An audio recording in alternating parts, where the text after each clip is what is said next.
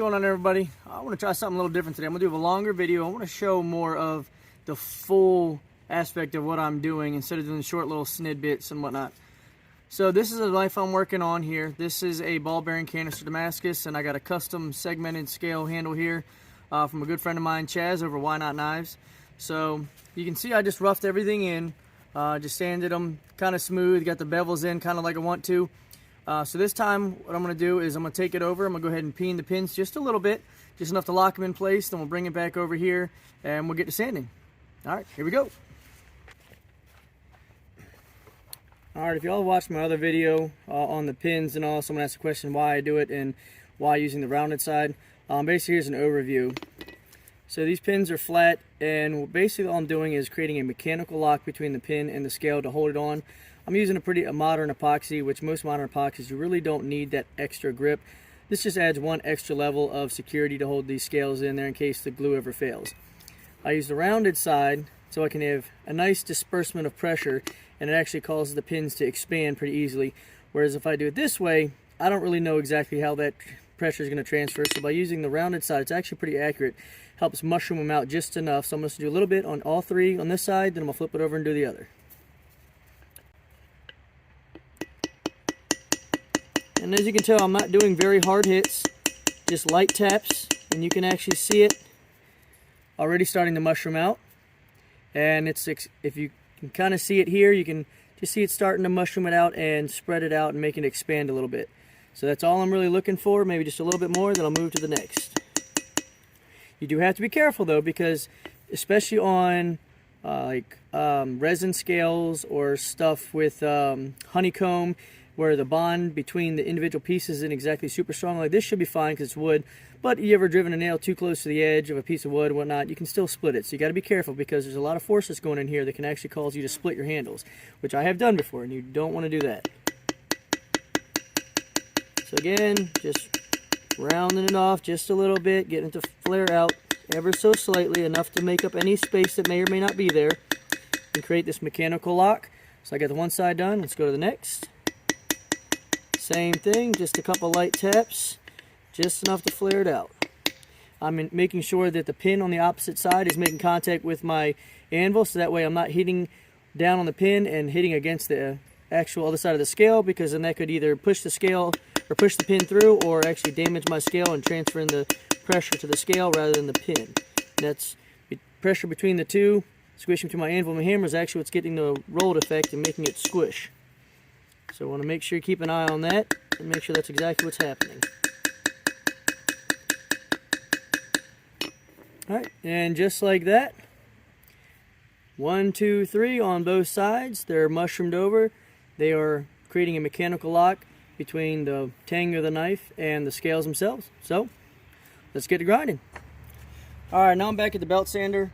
Basically what I'm going to start doing is I'm going to start by grinding off these pins, and then I'm going to go after these little bevels and the flats and these finger choil, as we call them, some for grip, and we'll just start stepping up in the grit. I'm going to start with the 120, something nice and easy to take these pins down without heating them up too much, because something else you want to be careful of is if you heat these pins up too much when you're grinding, especially harder steels like stainless steel, it'll actually transfer that heat to your tang and can actually melt the glue and break that bond. Then you have a loose scale, which is not fun, believe me.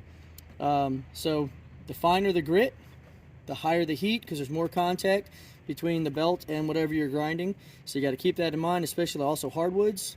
They tend to take a lot to grind out, so you got to keep that heat down, or else you burn the wood as well. So I'm going to start with the 120, then I'm going to go to 320, a 600, 800, and 1000. And I'm telling you that now, so that way as you see me switching through, you don't have to wonder, and I don't have to stop the video, and I can keep this thing going. So let's get it. And so don't forget, safety first. I don't wear gloves when I'm working with my grinder typically, and I know a lot of people ask about that. The reason I don't is because it's a moving object, and I don't want anything to help grab that glove or anything to pull it in there and rip my fingers off or scuff them up, because that doesn't feel too good. So I don't usually wear that, but I will wear my safety glasses. So make sure we're safe, and let's get to it.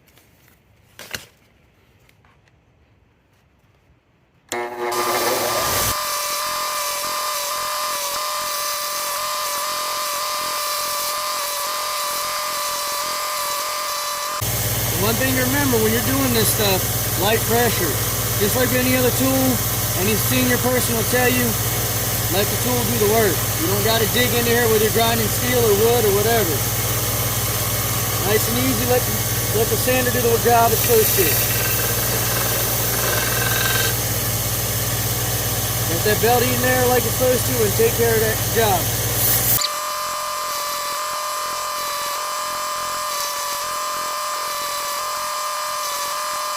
Now I ground enough off where I kind of took my bevel away, so I'm going to put the bevels back in on both sides and clean them up.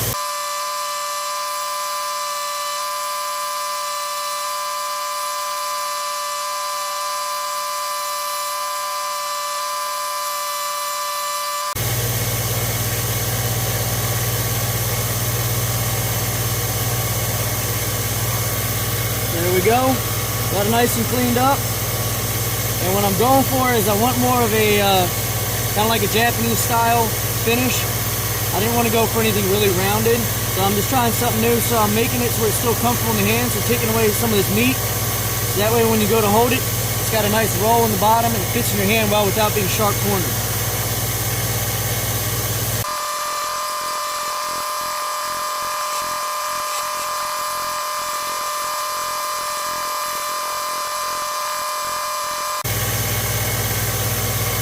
There's 220. So we'll bring it up.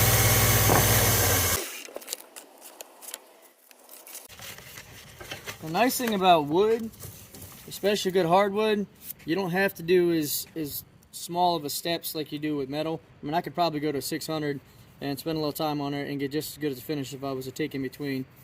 Because wood is much more forgiving than steel. But let's get to it.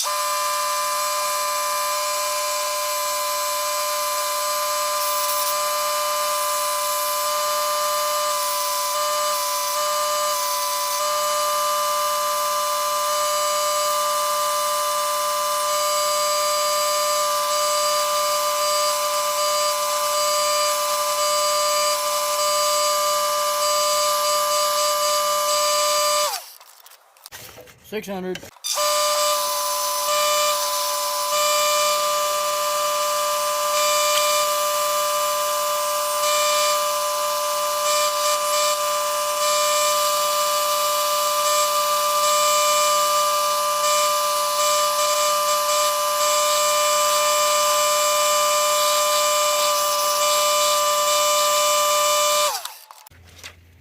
$800.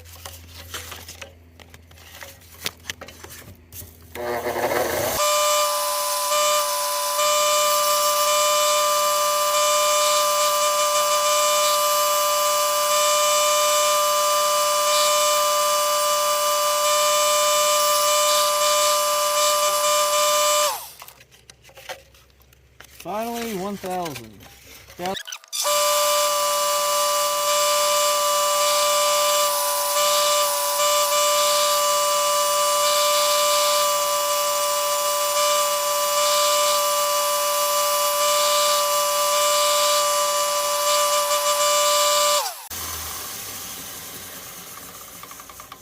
And there it is, all the way up to 1,000 grit, hand sanded on the belt sander.